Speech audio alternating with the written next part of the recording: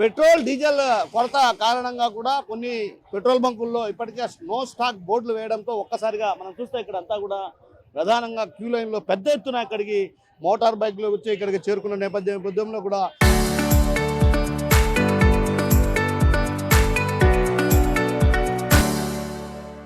ఒక రకంగా భవిష్యత్తులో పెట్రోల్ దొరకదేమన్నటువంటి భావన, అంటే యుద్ధ వాతావరణం నెలకొన్నటువంటి నేపథ్యం. అయితే ప్రస్తుతం ఒక రకంగా విరామం ఉన్నప్పటికీ కూడా ఎక్కడ పెట్రోల్ దొరుకుతుందో అన్నటువంటి భావనతో పెద్ద ఎత్తున ఇక్కడికి వచ్చి క్యూ లైన్లో నిల్చున్నటువంటి పరిస్థితి. చెప్పండి బ్రదర్, ఏంటి అసలు విషయం? పెట్రోల్ లేదంట పట్టణం. ఎప్పటి నుంచి ఎక్కడెక్కడ తిరిగారు మీరు? ఈడికే వచ్చినా లేదు, ఏం పెట్టలే, ఊరికి పట్టుకుంటున్నాం. ఎంతసేపు అయింది ఇక్కడికి వచ్చి మీరు? ఒక 2 గంటలు అయింది. 2 గంటల నుంచి లైన్లో. వాడు మధ్యాహ్నం నుంచి ఉన్నాడు. ఇప్పుడు పడుతున్నారు వాళ్ళు బండిలో. కడపలో ప్రధానంగా ఇక్కడ గర్ల్స్ కాలేజ్ కూడా లేదు, వండం కూడా లేదు, ఈడ ఉందంట, అందుకే మనుషులు వచ్చింది. మొత్తం మీద కొన్ని ప్రాంతాల్లో పెట్రోల్ దొరకని కారణంగా కూడా భవిష్యత్తులో పెట్రోల్ దొరకదన్నటువంటి భావనతో పెద్ద ఎత్తున ఇక్కడికి రావడం జరిగింది. చూడొచ్చు మనం ఇక్కడ నుంచి పెద్ద ఎత్తున మోటార్ బైక్లకి ఇక్కడికి వచ్చి వీళ్ళంతా కూడా పెట్రోల్ పట్టించుకునేందుకు కూడా ఇక్కడికి రావడం జరిగింది. అయితే భవిష్యత్తులో ఏదైతే మరో 2-3 రోజుల్లో కూడా డీజిల్ పెట్రోల్ కొరత తీవ్ర వేదనకు గురి చేసేటువంటి పరిస్థితి ఉంది. కాబట్టి అంటే మనం భవిష్యత్తులో కూడా ఇబ్బంది పడాల్సి వస్తుంది.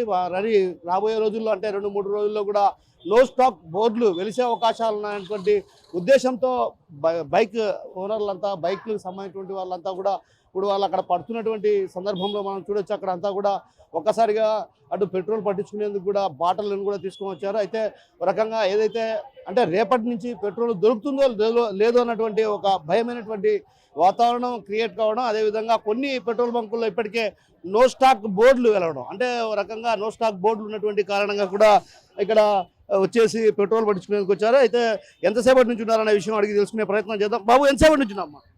అర్ధ గంట అయిందండి. అంటే ఏంటి అసలు ఎందుకు?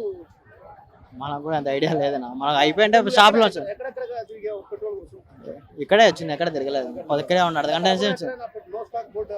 ఎక్కడ చూడలేదు, ఇక్కడికి వచ్చాను డైరెక్ట్. కొన్ని ప్రాంతాల్లో మాత్రం నో స్టాక్ బోర్డు వేయడంతో కూడా అటు ఇక్కడికి రావడం జరిగింది. అయితే ఈ నేపథ్యంలో మరికొందరు ఉన్నారు, వాటిని అడిగి తెలుసుకునే ప్రయత్నం చేద్దాం. ఎందుకంటే రాబోయే రోజుల్లో కూడా పెట్రోల్ కొంత కొరత ఏర్పడే అవకాశాలు ఉన్నాయంటూ కూడా ప్రచారం జరుగుతున్నటువంటి పరిస్థితి కనిపిస్తుంది. కాబట్టి అందుకు పెద్ద ఎత్తున ఇక్కడికి పెట్రోల్ పట్టించుకోవడానికి రావడం జరిగింది. అయితే ఈ నేపథ్యంలో మనతో పాటు బైక్కి సంబంధించినటువంటి వాళ్ళు ఉన్నారు, వాళ్ళని అడిగి తెలుసుకున్నారు. ఎప్పటి నుంచి ఎంతసేపు అయిందన్న మీరు వచ్చి? నేను వచ్చి 1 అవర్ అవుతున్నది. ఎక్కడెక్కడ తిరిగారు మీరు? ఐటీ సర్కిల్, పాత బస్ స్టాండ్, పాత రెవెన్యూ ఆఫీస్ దగ్గర అంతా తిరిగాను. చాలా ఇబ్బందికరంగా ఉన్నది. పెట్రోల్ నో స్టాక్ బోర్డు ఉన్నాయి, చాలా ఇబ్బందిగా ఉన్నది. దొరుకుతుందని వచ్చాము. పెట్రోల్ దొరకకపోతే చాలా ఇబ్బంది పడాల్సి వస్తుంది అనుకుంటున్నాను. మరొకరున్నారు, వారిని అడిగి తెలుసుకునే ప్రయత్నం చేద్దాం. చెప్పండి, ఎంతసేపు అయింది నేను వచ్చి? నేను వచ్చి అర్ధ గంట అయింది. అక్కడ అలా చూసుకొని వచ్చిన ఐటీ కానించి, అక్కడ మరియాపురం కాలేజీ కానించి ఏడా లేదు, అంత లెక్కల ఫుల్ అయింది. ఆడ ఒకసారి లేదని నేను వంట పోలీస్ స్టేషన్ కాడ.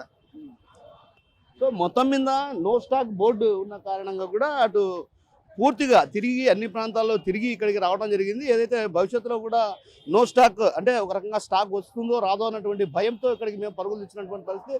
భవిష్యత్తులో కూడా ఏదైతే ఆ పెట్రోల్ దొరకకపోతే మాత్రం ఖచ్చితంగా ఏదైతే సైకిల్ గతంలో పాత పద్ధతిలో పాత విధానాన్ని అమలు చేయాల్సినటువంటి అవసరం ఉందన్న విషయం చెప్తుంటారు. మరోవైపు ఆటోకు సంబంధించి ప్రధానంగా ఆటో కార్మికులు కూడా జీవనోపాధి లేక పూర్తిగా అంటే ఒక రకంగా డీజిల్ కొరత, అదేవిధంగా పెట్రోల్ కొరత కారణంగా ఆటో కార్మికులకు కూడా జీవనోపాధి లేని పరిస్థితి. ప్రస్తుతం ఆటో వాళ్ళు ఉన్నారు, వారిని అడిగి తెలుసుకునే ప్రయత్నం చేస్తారు. చెప్పండి అన్న, అసలు ఏంటి విషయం?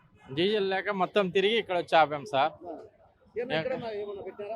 ఎక్కడ సబ్జీల కాడ అక్కడ క్యూవే ఉంది, కానీ ఎక్కడ కూడా డీజిల్ అనేది లేదు. ఇక్కడ డైలీ మేము వస్తాము, ఏ టైం అన్నా కానీ అని ఇక్కడే ఆపేసాము.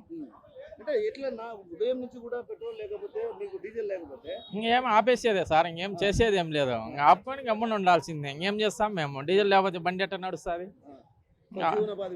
పోయినట్టే కదా. అందుకే ఆపుకొని వెయిట్ చేస్తాను, వస్తుంది ఏమో లోడ్ వచ్చిందని. సో జీవనోపాధి అంటే ఒక రకంగా ఆటో కార్మికులకు కూడా జీవనోపాధి లేని పరిస్థితి. ఎందుకంటే పెట్రోల్ డీజిల్ లేకపోతే మాత్రం ఖచ్చితంగా ఆటో కార్మికులు ఏదైతే ప్రయాణికులను ఎక్కడికైనా చేరవేయాలన్నా కూడా ఆటో కార్మికులకు డీజిల్ ఎంతో అవసరం. కాబట్టి డీజిల్ కొంత తీవ్ర వేదనకు గురి చేస్తున్న నేపథ్యంలో ఆటో కార్మికులకు కూడా జీవనోపాధి లేని పరిస్థితి. అదేవిధంగా ఏదైతే బైక్ అది కూడా రాలేదంట, వెళ్ళిపోతానమ్మా.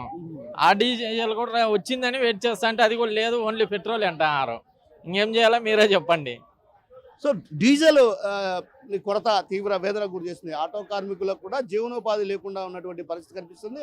మరోవైపు మనం కడపలో చూస్తే ప్రధానంగా ఒక పెట్రోల్ బంక్ దగ్గర దాదాపు వందలాది మంది బైక్ పై ఇక్కడ కూర్చొని వాళ్ళంతా కూడా వేచి చూస్తున్నారు. అంటే దాదాపు గంటల పాటు నిరీక్షించాల్సినటువంటి పరిస్థితి ఉంది.